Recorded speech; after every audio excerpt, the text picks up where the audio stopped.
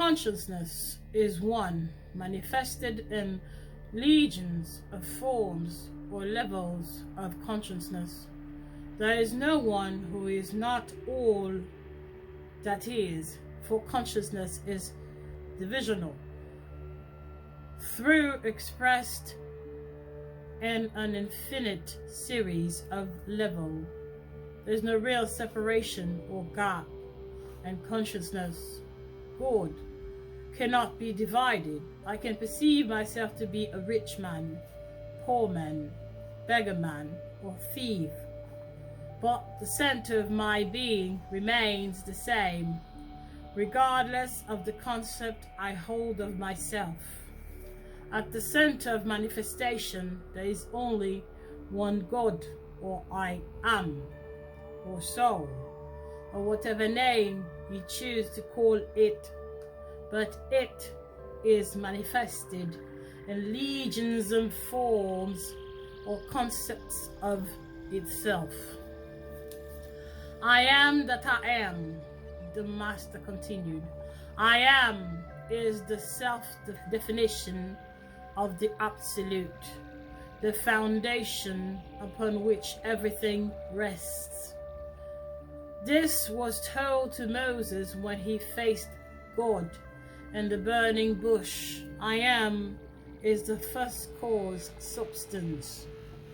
Throughout the scriptures of the Shariat Kisugmad, the expression is used which is similar to that in the Christian Bible, which means I am hath sent me unto you. I am that I am, and be still, know that I am it, the Sugmad. I am is a feeling of permanent awareness. This feeling is the very center of consciousness and is the feeling of the itness. I may forget who I am, where I am, what I am, but I cannot forget that I am it, who is. The awareness of being remains regardless of the degree of forgetfulness as to who, where, and what I am. The Sugmad is that which, amid unnumbered forms, is ever the same. The great discovery of cause reveals that good or bad man is actually the arbiter of his own fate, and that it is his own concept of himself that determines the world in which he lives.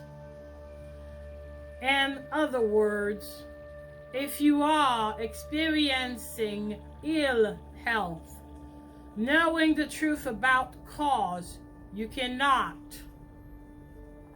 attribute the illness to anything other than the particular arrangement of the basic cause substance, an arrangement which is defined by your concept of it.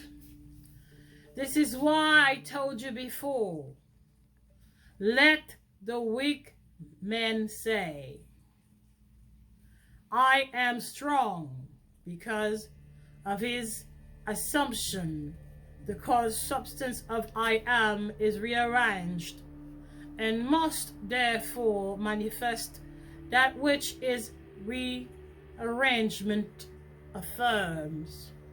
This principle governs every aspect of our life, be it social, intellectual, or spiritual.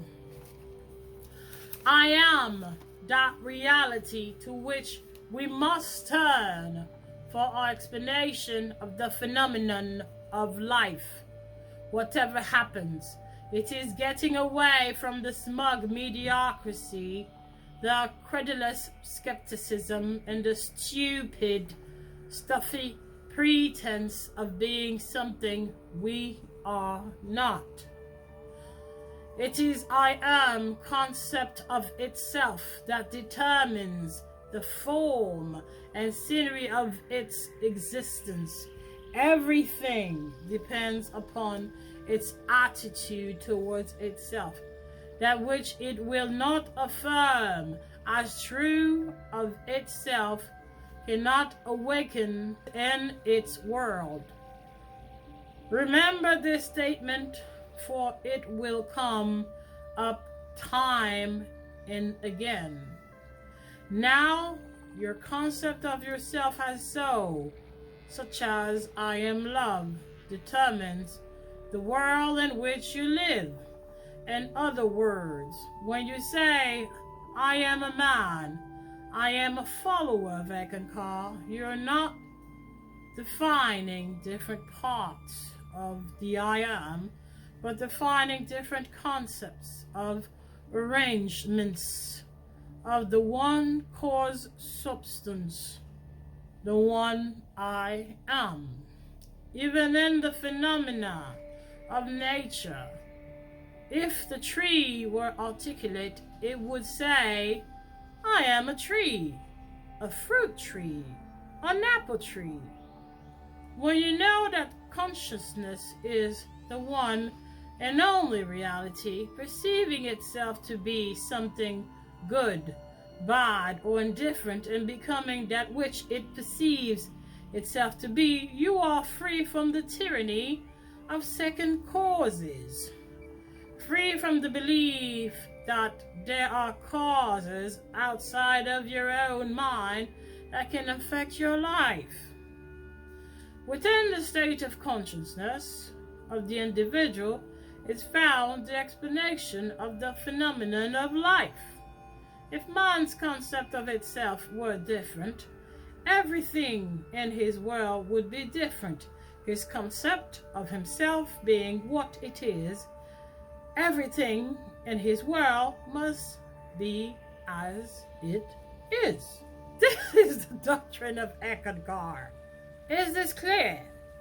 The act is an unconditional force available to every man, but to let every man know this would be dangerous in the world of the time and space.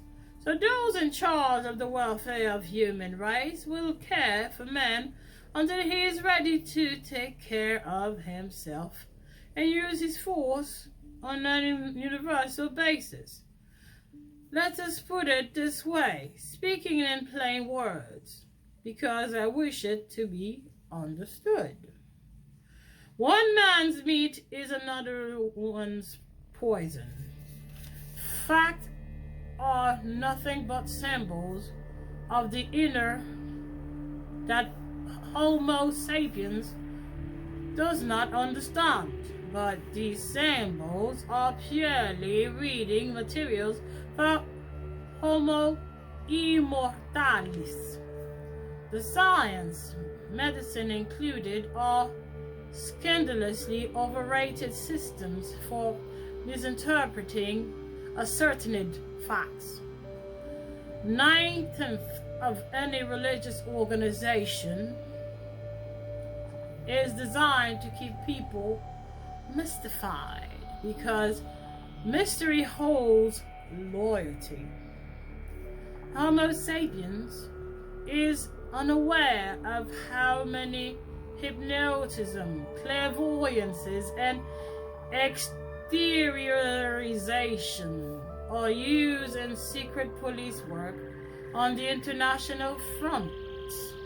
How Russia uses them in her spy work as the American England. But if you talk about this to Homo sapiens, he laughs at you. For this reason, knowledge about these subjects is well hidden. You became aware of how the natives of India leave their bodies almost at will and explore other worlds and areas and then come back to their bodies. How criminals are caught through this method or through clairvoyance. Hypnotism has become used in India for thousands of years and is so common that nobody even thinks twice about it. One must come to realize that all creation is finished in the lower universes. Creativeness is only a deeper receptiveness. The entire contents of all time and all space, while experience and time sequence actually coexist in an infinite and eternal now. In fact, all that mankind ever was or ever shall be and its lower worlds exists now. This is what it means by the statement that creation is finished. Nothing is ever created, only manifested. What is called creativeness is only becoming aware of what already is. You simply become increasingly aware of portions of that which already exists. In fact, you can never be anything that you are not already, or experience anything not already existing. The whole of creation exists in you, and it is your destiny to become increasingly aware of its infinite wonders and to experience ever greater and greater portions of it. In short, it appears that events change, but what really happens is that we shift our viewpoint from event to event. The events are stationary and fixed. That is why I say that all creation is finished. All events, all situations in all forms are coexisting and make themselves known in our lives as we view them. It is the recognition of them that is important. The awakening of man. Man does not evolve, he awakens. He moves in the assumptions of his own limited consciousness. We are speaking of clairvoyance. Dr. Alexis Carrel makes a statement in his book, Man, the Unknown, that clairvoyance is the scientific fact. He admits that it is a demonstrated truth that clairvoyance can perceive the past, present, and future, but he did not know that by soul travel, one can also view the future, the present, and the past. The whole time track is clear to him. The way students of Eckankar view the time track is by getting above it. This is the way news is transmitted in the Far East among the Eckmasters. There is nothing fantastic about it. It has always been so, and the Eckmasters have always known it. We have recorded instances of news being transmitted from one end of India to the other and throughout the world faster than telegraph or radio could do it. Lord Roberts speaks of it in his biography. Certain masters are known to use soul travel, and great deeds have been performed through its use for the uplifting of mankind. Let's get into the collapsing of time and space, and I feel that we ought not to discuss this at the present time. You understand that the Sugmat is both being and non-being, for God is God for Hinduism and Christianity alike. The intuition of the religious mind is that God is being and non-being in one. But first we must put the two contradicting characteristics, being and non-being, into two different divine existences, and later follow the commonly known doctrine of the Trinity. Ultimately, however, realize that all must be one in spite of the differences. This only means that God of itself is being, and spirit is that extension of it into all universes, and you, as the instrument, are spirit made flesh. This, as you may see, is the Trinity. Therefore, You become the Messiah of the times, the ancient one, the Word, the Spirit, and the flesh. You see, the great religions of the world, however different in their detailed doctrines, sprang from one and the same source. The universal religious consciousness of mankind, the universal impulse of one and the same mystical being. Understand this. The God we know is like a great whirling vortex out of which comes spirit. The spirit is like a sea of man, and a man is a fish swimming in that sea. This is what we might call the ocean of love and mercy, a very poetic phrase. When the mind of man is illuminated, it is clear. Man then becomes effortless. When he is aware of God, he is part of God, rather a part of the realization of the absolute. Illumination comes through waiting upon the Lord. That is, by resting in the consciousness of the omnipresent. It is not through struggle, effort, supplication, or merit. No one except those who are traveling the path of Ek can determine when it occurs. Thank you for listening. Somewhere